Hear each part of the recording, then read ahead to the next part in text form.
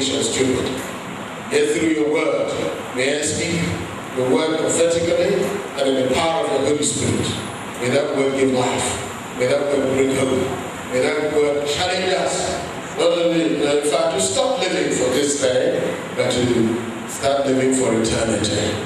Because only those who have their hands in your hands are moving in the right direction. Those who have their heads in the sky with you are the victors. Dear God, make us truly victorious through Christ. Amen.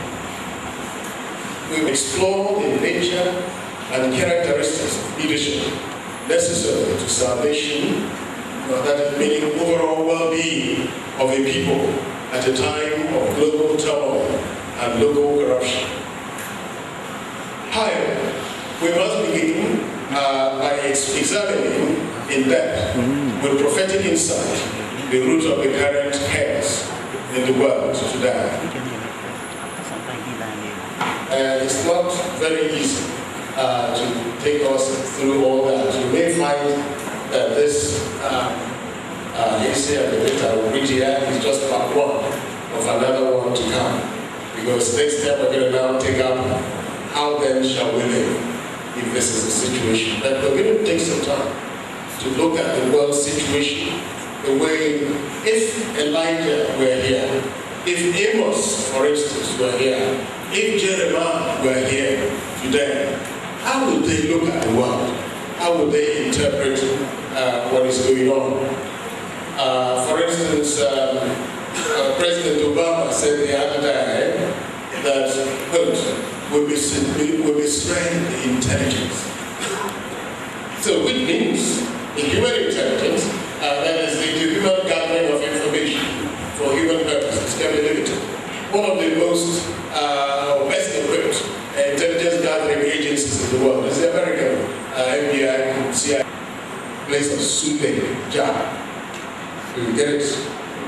And then we got to that. At the end of that, we will now have our own country. We will go there and do your own thing. And they have thought that would make peace. And unfortunately, other people who are romanticists said, let us keep Nigeria one by all means. And for the war, and got rid of this man. Probably one of the best, most selfless leaders Nigeria has ever had. But then who knows? No matter what happens, the God reigns. Self-denial. To be able to say, no, I give up this so that there will be peace. Look at Abraham. His nephew, whom he trained, did everything for. Then instead of putting his finger into his eyes, said, let there be peace. Come, my son. He didn't say, take that portion of land. Did he? No. He said, I see there's a lot of greed in you. Now, for there to be peace, I don't want the world to be seeing us fighting and killing ourselves. Choose whichever you like and take it. And the boy looked around and said, yes, take that very fertile land. He didn't know he was selling himself to Sodom and Gomorrah. While he was there, he thought he could be a Christian. It is impossible to be in any place without becoming part of the status quo in that place. So this man, who was against homosexuality, was given his children, his daughters, virgin daughters, to the same homosexual. You see that? Just wonder if we're playing the same sodomy in our country. So in order to serve the world, in order to be the kind of leadership that will bring salvation into the world, will become discerning people who are astute enough to be able to discern what is going on and be able to, as Jesus puts it, if your right hand is cutting you off, leading you astray, cut it off. You are prepared to make any sacrifice in order to please God and in order to bring salvation. This goes beyond mere wit and cleverness, but encompasses the ability to understand the times. It involves interpreting the past in relation to the contemporary realities, and how these impinge upon the future and the overall implication of certain necessary actions and or non-actions for the ultimate good of the people's vision and goals in life, immediately and long term. So it's not enough to say I have solved the problem short term. I need to look long term. If we say that some soldiers are rioted and mutilated, do we gather them and burn them? Why did they mutilate? Why did they riot? So if I'm a great leader, I should look at the root of the problem, find out what caused it, and no matter what it costs. That is why I say the best and the bravest of our leaders for a long time in this country, up for the way with people in his own way, has been Mauritania. This man not only said, I'm going to change, he actually changed. The money he stole from his seven bank in Midwest. What did he do? Gave up all his houses. Everything. Next time him was a Uganda. A Muslim leader who never called himself a Hajj anything. Had only one wife. One house in Kano City. One daughter. Nothing. Look at us. Find our own church leaders, even, excuse the expression, not in this class. Bishops, priests, they'll find the secret way of getting a wife in order to get a son. It's said to have a prophetic message in relation to contemporary realities. Put differently, one might as well be asking, what is the Spirit of God saying in the face of all this? How would Joel, Isaiah, Amos, and particularly Jeremiah, or even Jewish apocalyptists, such as Ezekiel and Daniel, interpret the interplay of economic and religious forces and ideologies in our world today? And what would they be predicting about the future of humanity and the world, which we seem to be out to destroy, while at the same time waxing eloquent about its preservation? America did not rise to do anything about ISIS until they found out about controlling the biggest oil fields in Iraq. Did they know that ISIS existed? Was it only in March this year that they got to? Not in March, only a few months ago. So, we misread, they misinterpreted the intelligence. You knew they were Syrian. Why didn't we go to war against Assad in Syria? Who gave them the chemical weapons? The moment we discover chemical weapons in Syria, and we find that Assad is using chemical weapons against anybody, especially his own people, we're going to hit him now. We start bombing him. And we discovered he was using chemical weapons against his people. And somebody said, oh dear, we supply the chemical weapons not for these cells. To use them to kill your enemies. Enemy doesn't have to have a different color. Wherever you find them, they're your enemy. There you are. So, what is the Spirit of God saying? Do we really mean it? When we talk about eco-sensitivity and responsible use of Earth's resources, including expendable mineral resources, such as our oil. We live in an age when leadership is often by deceit and manipulation. Followership is by flattery and psychophancy. Singing for you and you're singing and dancing. You know that the man is a rogue. And then the same man falls down the same tomorrow. Another person comes in, the very person who killed him comes to power. You say, yes, hey, and you tell the people who killed that person, get rid of them themselves. The leader is one of you. Every people will get the kind of leader they deserve. When God sent a good man to lead us, what did we do to him? We killed him. The best he had, his only son. They don't want him. Like I said, as we were singing earlier, and I want to thank the women, the clergy wives fellowship of Owerri Anglican Diocese for that wonderful rendition. No matter what, our God reigns. Make sure you're on his side. You're gathering money, you're gathering wives, gathering children, laying them like eggs every day. And talking about all your houses, this one, the other one. If God doesn't reign in your life, you won't be tired. Or measure. Have you ever had a leader who can say it was genuinely transparent? Somebody who can talk about the great pride? Then, for instance, by the mid-1960s, the United States of America had landed a man on the moon and had thus brought to an end another feat, the liberation of the black race. He became the pastor now whose sacrifice brought institutional racism in the U.S. in particular to an official and public end. Or did it? Why, for instance, do some black people complain that they do the same job as white people in the U.S. and they are paid less? Why is it that when you are paid that money, you are told never to disclose your salary to anyone?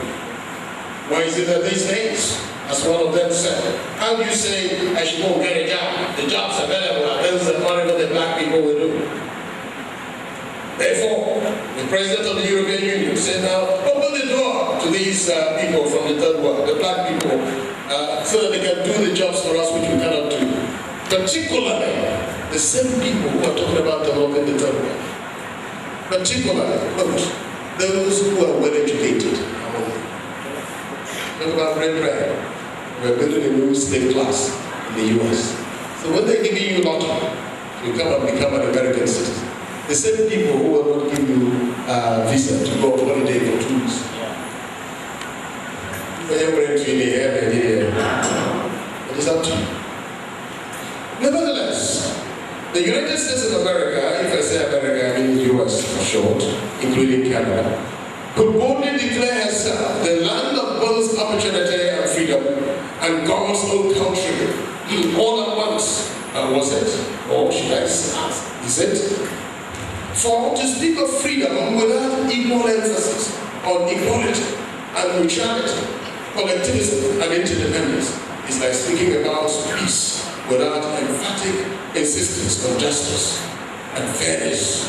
Is it simply a quibble about boiling ice or square circles? The other day I went into my house and just found the ice in my fridge boiling. Is it still ice? What is boiling? I don't know. The point here is that until the people of any nation or groups of nations learn the importance of the axiom of mutual respect and interdependence, born out of a sense of we need each other because we're each equal and necessary to the survival of the whole. The peace they seek, the peace they seek, and the tranquility of order they boast about will always elude them. Furthermore, for peace and order to exist between nations, or even among the peoples of a given nation, and even among the same people within the same nation, especially the superpowers and the so-called developed world, then must come to terms, the people must come to terms with the fact that no group of people has a God-given right to dominate others or any God-given deed, since that is a deed of covenant, any God-given deed of ownership over other people for the individual. When you are afraid and you don't know what you are afraid of, it's a very terrible situation. So America developed an overkill nuclear power. That is, the American stockpile of missiles and nuclear warheads was so much that if released, would destroy all life on planet Earth, not once, not twice, but 20 times. That is super overkill. Now the debate in the minds of the politicians then was, how can we dismantle and destroy these weapons without destroying ourselves? Should a third world war break out, are we sure that no rogue nation, those whom the so-called civilized world had created and corrupted, would raise a mad leader who might use the very arms we had sold them and put them into use? Humanity will be wiped out, and will have nobody to rule and no new slaves to do our work for us. So that we spend our time playing games and doing unity shows. Now, proposal our prophet. We have the world and we have the world and have spent much money building it up. But we have also stockpiled destructive factors that might destroy this world. So Alexander Solzhenitsyn lamented as he met girls in trousers smoking in the cathedral, not Cathedral, but Cathedral of St. Peter's in Moscow on All Saints Sunday. Who taught these girls to smoke? And to smoke in the cathedral, an erstwhile holy place before Marxist takeover in 1970. Only very old women came into the cathedral to pray on All Saints Day. The saintly old women cut their hands over their candles to shield them away from the fury of the wind. But the girls were defiant.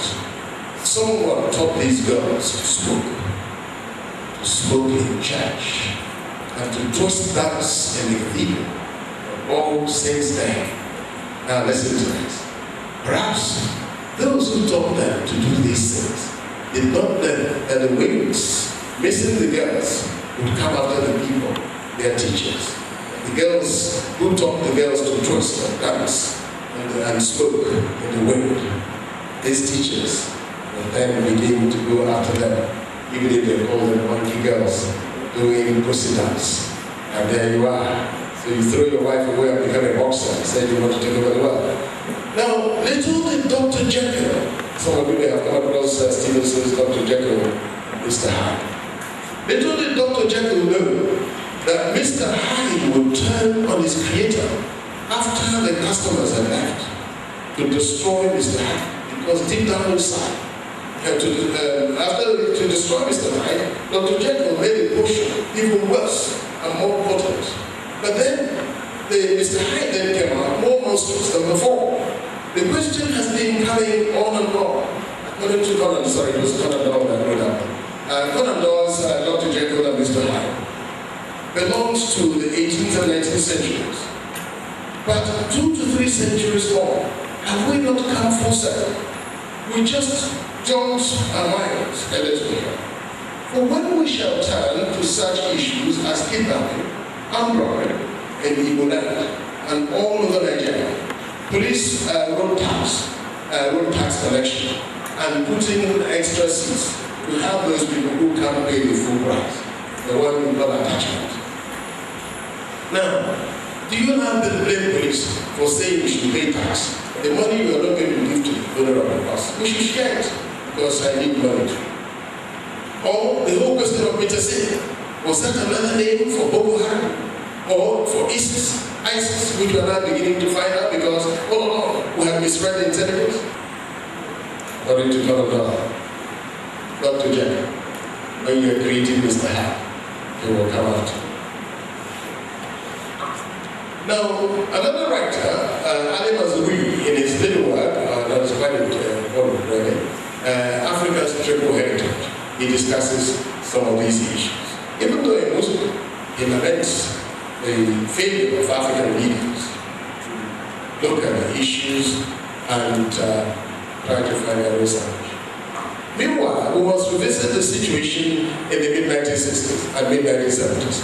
And we trace the genesis of this blue starvers, or rather termination, and the starvation and termination or liquidation of wars today, and how the church reacted.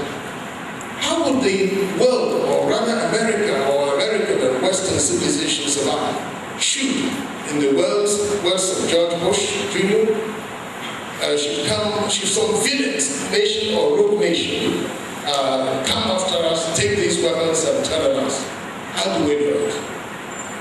Then they created so many talks to discuss with Russia, the only enemy they can identify. So they signed many treaties, they called the Taunt. See, because the Third World War will wipe out civilization. And then the next people who will come will be Stone Age people. They will now be living in the rubbles of the civilization which were destroyed. It was which were created and then destroyed. So my dear brothers and sisters, something that is going to start us is that the Third World War has started. This is prophetic, this is significant, this is more than what they will tell. And we in Nigeria are part of it. Russell told us that if we are to survive the Third World War, every group fighting should not use their best weapons. They should allow themselves to be seen to be fighting, but they should know that they are fighting inadequately. That is, don't use your best weapon to fight. The most destructive one, just pretend to be fighting. And they not do it? Did they not do it in Iraq? Did they not do it when they got to Iraq and met Saddam Hussein? And then the SAS were in there to kill them. And then they asked those who sent them. So, all those efforts and cautions notwithstanding, the Third World War is here with us in real earnest. World leaders, as always, are woken up too late. Nevertheless, they are forming alliances within the limits of their human ability. One would say that it was prophetic insight and advanced work of the likes of Bertrand Russell, an apocalyptic vision of modern mystics and scholars such as Alexander Sosthenes that have saved us so far. But are we not near the end? My dear brothers and sisters in Christ, the Third World War is here. And this is very interesting and significant. The First World War, which we are celebrating 100 years ago today, this time, actually started in July, precisely on the 28th of July, 1914.